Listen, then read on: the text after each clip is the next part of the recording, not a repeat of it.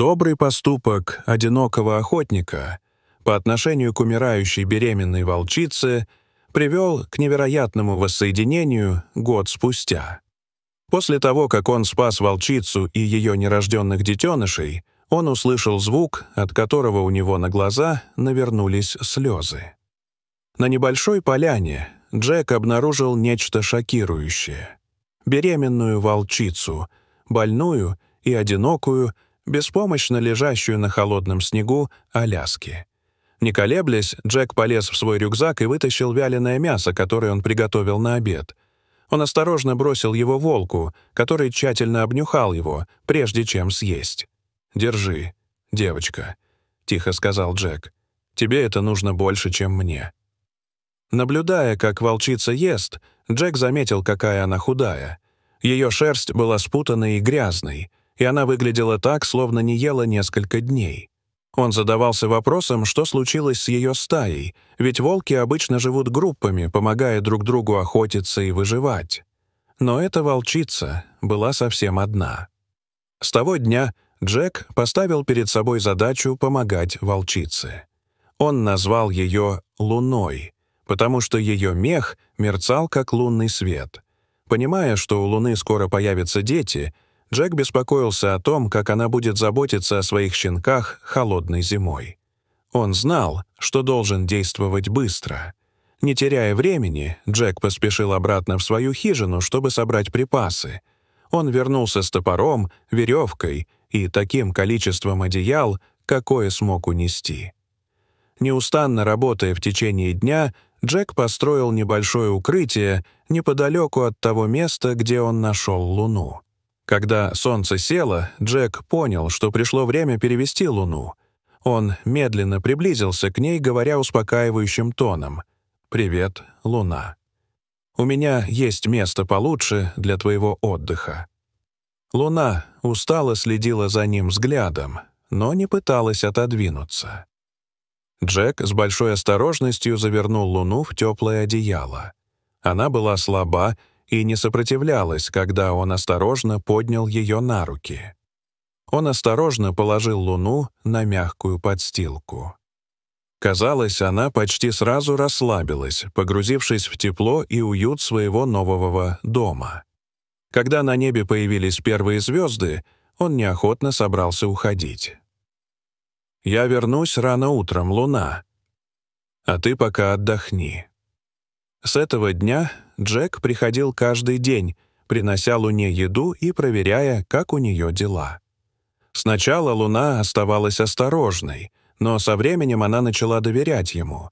Доброта Джека к Луне не осталась незамеченной другими животными в лесу. Любопытный черный волк начал следовать за Джеком во время его ежедневных визитов к Луне. Луна. Сначала Джек беспокоился, что черный волк может попытаться причинить вред Луне или ее будущим щенкам, но, к его удивлению, черный волк, казалось, беспокоился о Луне так же сильно, как и он сам. Однажды, когда Джек пришел в приют Луны, он увидел, что черный волк свернулся калачиком рядом с ней, согревая ее. Джек не мог поверить своим глазам. Как будто черный волк знал, что Луне нужна помощь, и хотел внести свой вклад. Зима тянулась, а Джек продолжал заботиться о Луне. Он ласково разговаривал с ней, рассказывая истории о своей жизни в лесу. Луна, казалось, слушала, не сводя янтарных глаз с Джека, пока он говорил. Однажды, ненастным вечером, Джек забеспокоился. За окном его хижины завывал ветер, от которого дребезжали стекла. У него возникло ощущение, что что-то не так. Он надел свое самое теплое пальто и вышел в метель проведать Луну. Снег был такой густой, что он едва видел, куда идет, но он продолжал идти, беспокоясь о своем друге-волке. Когда он добрался до убежища Луны, его сердце упало. Луны там не было. Он огляделся, выкрикивая ее имя. Затем он услышал слабое хныканье. Следуя на звук, Джек обнаружил Луну в маленькой пещере неподалеку. Она рожала своих детей. Джек оставался с Луной весь вечер, стараясь успокоить ее и согреть. Он укрыл ее своим пальто от холодного ветра, который задувал в пещеру. Шли часы, и Джек с изумлением наблюдал, как Луна родила 4 крошечных извивающихся волчат. После родов Джек ушел, пообещав Луне вернуться на следующее утро. На следующий день, когда буря наконец утихла, Джек, как и обещал, пришел. Он увидел Луну, свернувшуюся калачиком со своей новой семьей, выглядевшую усталой, но счастливой. Он помогал ей ухаживать за щенками, приносил дополнительный корм, чтобы она могла приготовить для них молоко. Шли недели, и щенки окрепли. Они начали играть и исследовать окрестности за пределами построенного им укрытия. Для них Джеку нравилось наблюдать за ними, особенно за самым маленьким щенком, которого он назвал Тайни. Тайни всегда был последним, кто пробовал что-то новое, но как только он начинал, он становился самым предприимчивым. Черный волк продолжал навещать их. Теперь он играл с волчонками, как будто они были его собственной семьей. Джек был поражен тем, как хорошо ладили Черный волк и Луна. Казалось, что они образовали свою собственную маленькую стаю, почетным членом которой был Джек. С приближением весны Джек заметил, что в лесу стало оживленнее. Однажды днем, навещая Луну и ее детенышей, он услышал треск веток и приглушенные голоса вдалеке. Чутье дикаря подсказало ему, что что-то не так. Джек тихо прокрался через подлесок, следуя на звук. Вскоре он увидел 4 охотников с ружьями, которые выслеживали следы Луны на тающем снегу. Его сердце бешено заколотилось, когда он услышал их разговор. «Мы выслеживаем эту стаю волков уже несколько дней», — прошептал один охотник. «Их заметили возле ферм. Мы не можем допустить, чтобы они нападали на скот или людей. Я слышал, что там есть щенки», — добавил другой. «Лучше разобраться с этим сейчас, пока не стало хуже». Джек знал, что должен действовать быстро. Он быстро направился к логову Луны, лихорадочно обдумывая план. Когда он прибыл, то увидел, что Луна загоняет своих детенышей поглубже в пещеру. Черный волк стоял на страже у входа.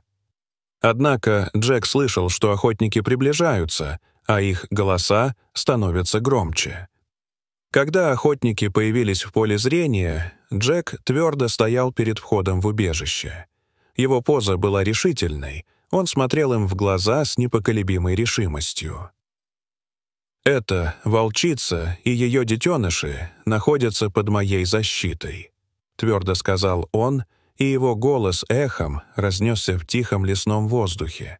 Они никому не причинили вреда. Охотники были потрясены и от удивления слегка опустили ружья. Они никогда раньше не видели, чтобы кто-то защищал волка. «Джек», — сказал один из них, узнав его, — «что ты делаешь? Эти волки могут быть опасны». Джек глубоко вздохнул. Его следующие слова могли означать жизнь или смерть Луны и ее семьи. Он начал рассказывать им историю Луны, объясняя, как он нашел ее умирающей в снегу и помог пережить жестокую зиму. Пока он говорил, его голос был полон страсти и убежденности, он подробно рассказывал о рождении щенков и о невероятной дружбе, которая у них завязалась. «Приходите и посмотрите сами», — призвал Джек, указывая на приют. Охотники осторожно приблизились. Он показал им, какая Луна нежная и какие у нее игривые щенки. Как по команде, самый маленький щенок высунул голову из укрытия. Его любопытство пересилило страх. Охотники с изумлением наблюдали, как щенок осторожно приблизился к Джеку и потерся носом о его руку. Охотники слушали, и выражение их лиц сменилось с подозрительности на удивление. Они были поражены состраданием Джека и необычной дружбой между человеком и волком. Один за другим они полностью опустили ружья, и напряжение в воздухе рассеялось. «Я никогда не видел ничего подобного», — признался один охотник, недоверчиво качая головой. Возможно, мы поторопились с выводами». Джек уловил момент. «Эти волки не представляют угрозы», — объяснил он. «Они — семья, которая просто пытается выжить, как и все мы. Я внимательно наблюдал за ними и могу заверить вас, что они не приближались ни к каким фермам. Они охотятся в глухом лесу вдали от людей».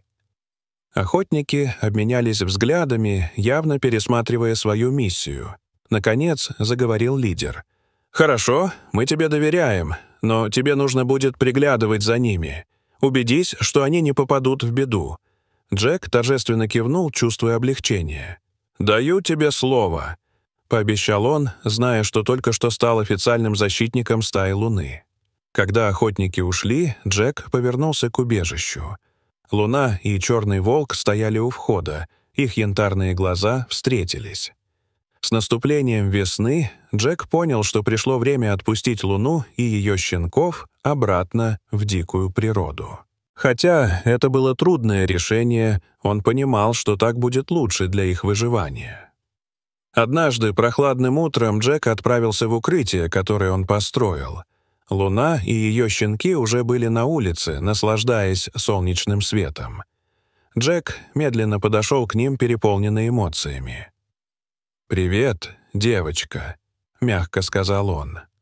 Луна навострила уши и завиляла хвостом. Щенки, которые стали больше и увереннее в себе, играли у ее ног. Глубоко вздохнув, Джек начал разбирать укрытие. Он убрал ветки и бревна, которые тщательно собрал вместе. Во время работы он разговаривал с Луной, объясняя, что делает.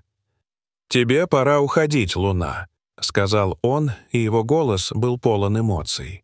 «Ты и твои щенки должны быть свободны, чтобы жить так, как подобает волкам».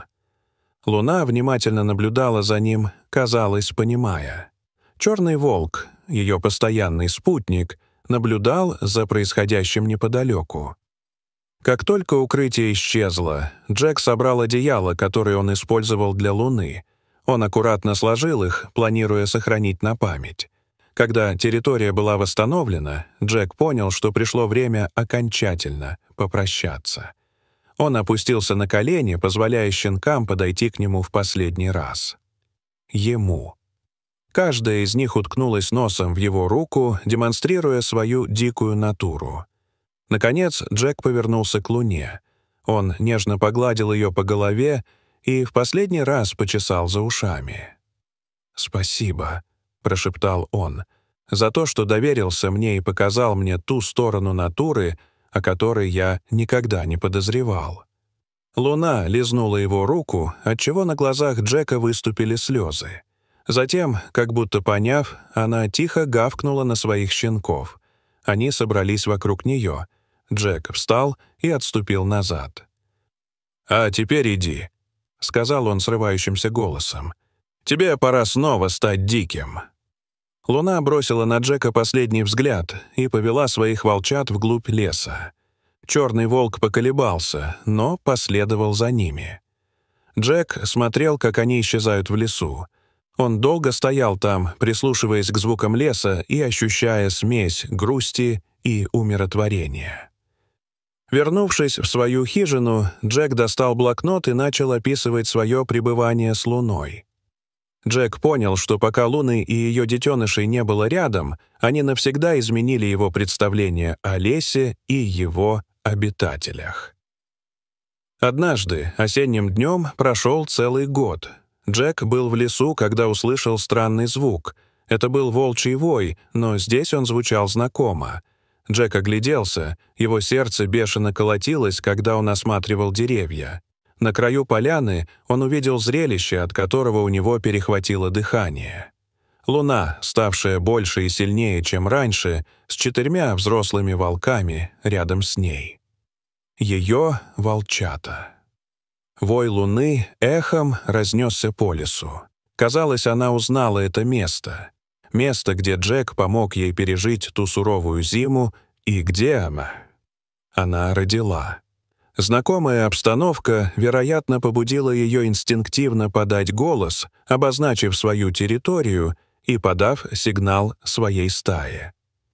Слезы наполнили глаза Джека, когда он наблюдал за Луной и ее семьей. Они выглядели здоровыми и счастливыми. Глаза Луны встретились с глазами Джека, и на мгновение ему показалось, что она признает его, вспоминая доброту, которую он проявил к ней год назад. Затем Луна снова завыла, и на этот раз к ней присоединились ее взрослые щенки. Их голоса слились в красивый дикий хор. Джек смеялся и плакал одновременно, потрясенный неожиданным воссоединением и доказательством того, что семья Луны процветает. Он заметил вспышку черного меха.